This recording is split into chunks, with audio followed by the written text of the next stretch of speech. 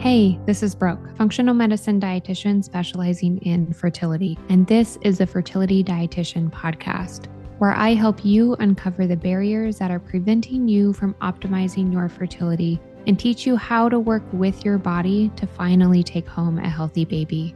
Each week, I will be diving into different topics on fertility and sharing my perspective on physiology, metabolic health, nutrition, and lifestyle approaches that have helped hundreds of couples get pregnant even after years of heartache.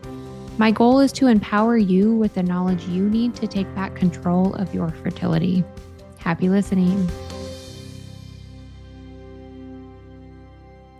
If you haven't listened to episode 27 on iron supplementation and fertility, I highly recommend starting there because today we're going to dive even deeper into iron. In the previous episode, we talked about why blindly supplementing iron can actually backfire and why iron doesn't work alone, and how low iron on labs does not automatically mean iron deficiency.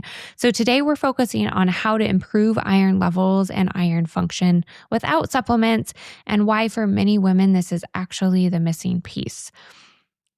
Here's the truth. Most fertility challenges related to iron are not about intake. They're about transport, binding, inflammation, and clotting risk. So iron is a regulation problem most often, not just a deficiency problem, and it's fairly complex. So your body actually is very efficient with iron. We recycle about 24 milligrams of iron every single day through our iron recycling system, and most providers don't really know about this. This is happening mostly from old red blood cells. So when iron labs look low, one of the first questions we should ask is iron actually low or is it stuck? Iron gets stuck when inflammation is present, when copper is inefficient, when vitamin A is low, if magnesium is depleted, or if blood sugar or thyroid function is off. In these cases, supplementing iron doesn't fix the root cause issue. It just adds more iron to a system that can't use it properly, piling on more inflammation and concerns and side effects, especially when we're talking about reproduction. So when we want to improve iron levels without supplements, we want to do this. Let's talk about what actually works. We want to first reduce inflammation. This is non-negotiable. Inflammation tells the body to hide iron because it's a protective response. Iron feeds pathogens. So during inflammation or infection, the body intentionally pulls iron out of circulation. Markers that suggest inflammation or inflammation-driven iron issues include CRP, so these are blood markers specifically. So elevated CRP, high ferritin with low serum iron, low transferrin, low hemoglobin despite normal ferritin. And ways to lower inflammation include supporting our gut health, balancing our blood sugar, addressing our food sensitivities, of course, making sure that your sleep and circadian rhythm are being supported. That rest and repair process is always a major foundation. And replete magnesium. Until inflammation comes down, iron will typically stay locked away, right? And unregulated, causing all sorts of additional issues. The next thing to do after we are thinking about decreasing inflammation or learning whether inflammation is a root cause of iron being low in our blood markers is supporting iron transport. And this heavily involves copper and ceruloplasmin. So this is where things get really misunderstood. Copper is required to load iron onto transferrin, to move iron out of storage, and to use iron to make energy. Without copper, iron cannot circulate, even if stores are full. This is why some women have low hemoglobin, low serum iron, normal or high ferritin, which is a storage protein for iron. And that pattern is a functional iron deficiency. not true deficiency. So copper comes into play as being a really important way to help that iron get out of storage and where it needs to go. Copper supportive foods include beef liver, oysters, shiitake mushrooms, cacao, cashews, and citrus. And remember, vitamin A is required to make copper bioavailable or for us to be able to use copper as well.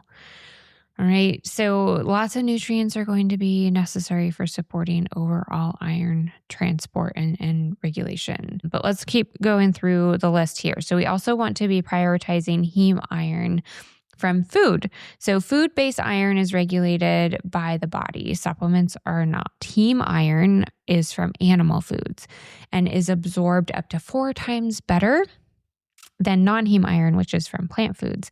And it doesn't require as many conversion steps. So it's used better. It's more bioavailable.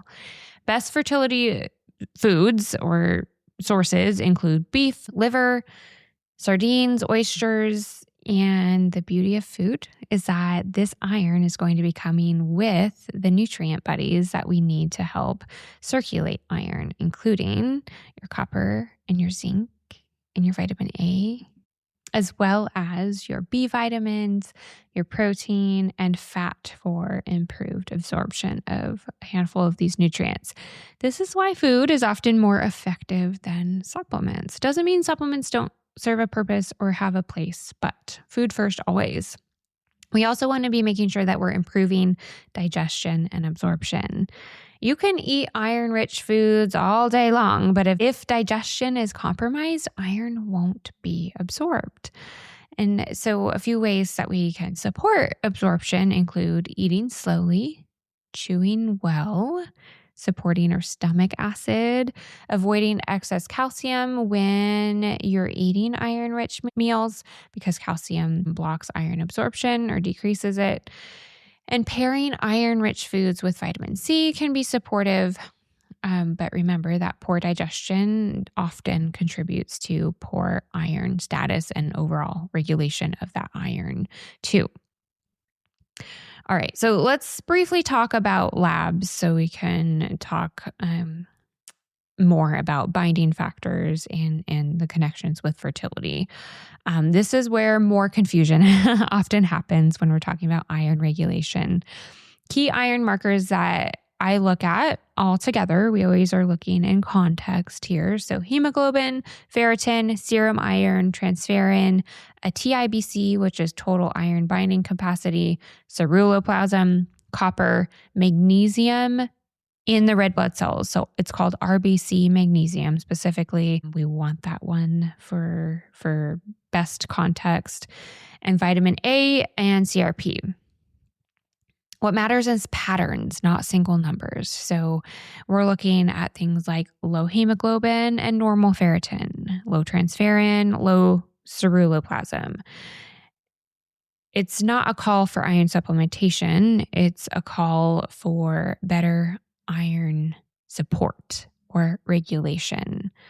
When we're thinking about clotting, this is often a piece nobody really talks about, but it's especially important for fertility and pregnancy. Excess iron, especially when poorly regulated, can increase oxidative stress, promote inflammation, increase clotting tendency, and high ferritin and inflammation can actually thicken blood and impair placental circulation. So this matters a lot because implantation requires healthy blood flow. And if we're experiencing a lot of clotting or thicker blood flow, it's definitely going to impair implantation. Pregnancy requires expanded plasma volume, and clotting issues can increase miscarriage risk. So more iron is actually going to contribute to more clotting when it is not being regulated. We need to regulate our iron better. So if you've been told that your iron is low and you need to just take more, or that everything looks normal with your iron, or that iron just, runs low in pregnancy, I want you to really hear this. Iron issues are often iron regulation issues, not intake issues. And food, nutrients, and inflammation control way better than any supplements do. So setting that foundation for iron regulation makes a really big difference. We need those nutrient buddies in there to help pull iron out of storage and help it circulate to where it needs to go. Supporting iron properly improves cycle health, thyroid function, energy, implantation, and overall pregnancy outcomes. And this is exactly why a root cause approach to fertility matters and really nutrition as a whole matters.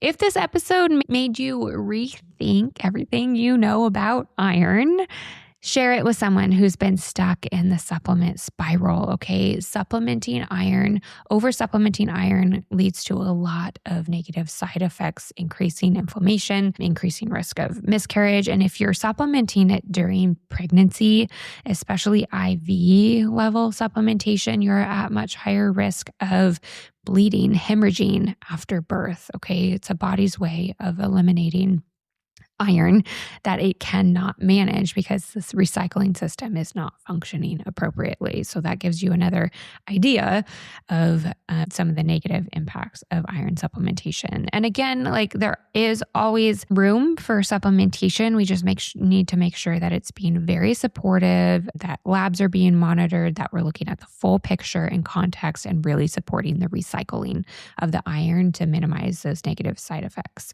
And if you're ready to stop guessing and finally understand what your labs are saying, that's where individualized support really changes everything. You probably don't need more iron. You just need better iron regulation. You know where to find me.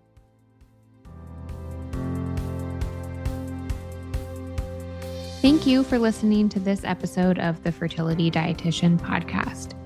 If you enjoyed it, please leave a review to let me know what topics you want more of or less of. If you want to keep learning, subscribe at Apple Podcasts, Spotify, or wherever you listen to podcasts. Check out my website for more info on my private coaching program, Master Your Fertility, or my membership community, Fertility Blueprint. And don't forget my digital store. Come say hi on YouTube and Instagram. See you in the next episode.